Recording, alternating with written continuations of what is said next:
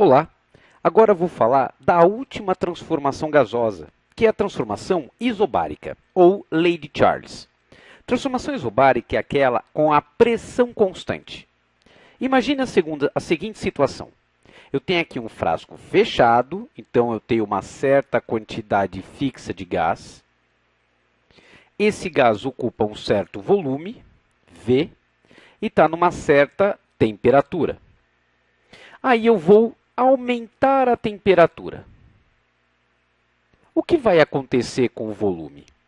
Será que volume e temperatura são grandezas diretamente ou inversamente proporcionais? Bom, ao aumentar a temperatura, eu estou aumentando a energia cinética. Aumentar a energia cinética está aumentando a frequência de colisões na parede do frasco. Como uma das paredes ela é móvel, à medida que aumenta a frequência nessa parede, o êmbolo começa a subir. Então, ou seja, se você aumenta a temperatura, você aumenta o volume também. Então, numa transformação isobárica, aumenta a temperatura, aumenta o volume. Portanto, volume e temperatura são grandezas diretamente proporcionais. Aumentam na mesma proporção. Se você dobra a temperatura, dobra o volume. Triplica a temperatura, triplica o volume. Cuidado, temperatura em Kelvin. Essa relação de proporcionalidade é em Kelvin. Olha um exemplo numérico. Tem um frasco, volume 2 litros, temperatura 200 Kelvin. Qual será o volume se eu aumentar a temperatura para 400? Bom, pressão constante, hein? Como a temperatura dobra, o volume dobra também. Então, de 2 litros vai para 4 litros. Numa transformação isobárica, um aumenta, o outro aumenta na mesma proporção. Se você pegar o volume e dividir pela temperatura, nesse caso vai dar, vamos fazer essa conta? Então, 2 dividido por 200. Dividir cima e baixo por 2, isso é a mesma coisa que 1 dividido por 100.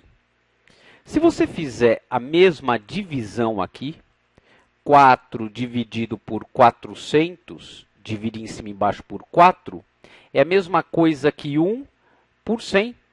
Ou seja, numa transformação isobárica, volume dividido pela temperatura é constante. Então, volume dividido pela temperatura em Kelvin, isso é uma constante. Em outras palavras, se você pegar o volume na situação 1 e dividir pela temperatura na situação 1, isso vai ser igual ao volume na situação 2, dividido pela temperatura na situação 2. Tudo bem? Legal. E o gráfico? Como é que seria o formato do gráfico? Volume, temperatura em Kelvin. Bom, como são grandezas diretamente proporcionais, o gráfico, a curva é uma reta que passa pela origem. A inclinação pode ser mais para cima, mais para baixo, no meio, mas é uma reta que passa pela origem. Tudo bem? Agora vamos fechar todas as transformações e colocar numa única só, numa única equação, que é a equação geral do gás ideal. O que nós vimos? Nós vimos que quando a transformação é isotérmica, numa temperatura constante, nós vimos que o produto PV era constante. Numa transformação isovolumétrica, volume constante, nós vimos que P sobre T, temperatura em Kelvin, isso é constante. E nós acabamos de ver que numa transformação isobárica, pressão constante, V sobre T em Kelvin, isso é uma constante. Vamos juntar essas três relações. Bom, pressão multiplica o volume. P vezes V. Pressão divide pela temperatura, volume divide pela temperatura. Então, temperatura na parte de baixo, temperatura em Kelvin. Então, eu posso dizer, juntando essas três relações, que o PVT é constante. O que isso significa? Significa que se você tiver a mesma quantidade de gás, veja bem, a mesma quantidade de gás em diferentes situações, então na situação 1, na situação 2, na situação 3 e assim sucessivamente, o PVT é o mesmo. Ou seja, o PVT na situação 1 é igual ao PVT na situação 2, que é igual ao PVT na situação 3 e assim sucessivamente. Essa equação é conhecida como equação geral do gás ideal. Quando é que você vai usar essa equação? Quando você tiver a mesma quantidade de gás, frasco fechado, em duas situações diferentes. Observação: temperatura sempre em Kelvin. Pressão e volume pode ser qualquer unidade, mas tem que ser a mesma. Tudo bem? Vamos ver um problema aqui. Uma dada massa do gás perfeito está num recipiente de volume 8 litros. Então, vamos anotar volume 8 litros. Temperatura 7 graus. Já vou transformar em Kelvin. Então, soma 273. Isso vai dar 280 Kelvin. Exerce uma pressão de 4 atm. Muito bem. Situação 1. Reduzindo-se o volume, eu estou mudando a situação. Então, gás numa outra situação, vou chamar de situação 2. 6 litros. Vou chamar daqui de 1. 1, 1, 1. Aquecendo-se o gás, a pressão vai para 10. Então, a nova pressão, 10 atm.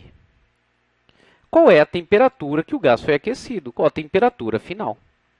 Bom, primeiro que a quantidade de gás é a mesma. Ele fala uma dada massa. Eu tenho o gás em duas situações. Então, PVT na situação 1 é igual ao PVT na situação 2. Bom, vamos primeiro ver a temperatura, tá? Em Kelvin. Unidades são iguais, então basta substituir. 4, né? Pressão. 4 vezes o volume, que é 8, dividido pela temperatura, 280. Isso é igual a 10 vezes o volume 6, dividido pela temperatura que eu quero, T2. Resolvendo essa conta, olha, aqui dá para simplificar, divide em cima e embaixo por 4, aqui dá 70. Vou passar 70 para cima e o T para cá. Então, vai ficar T2 é igual a 70 vezes 10 vezes 6. O 8 está na parte de cima, aqui vem para baixo, dividido por 8. Se você fizer essa conta, temperatura final vai dar 525 Kelvin. Se você quiser em graus Celsius, subtrai 273. Subtraindo 273 dá 252 graus Celsius. Ok? É isso aí.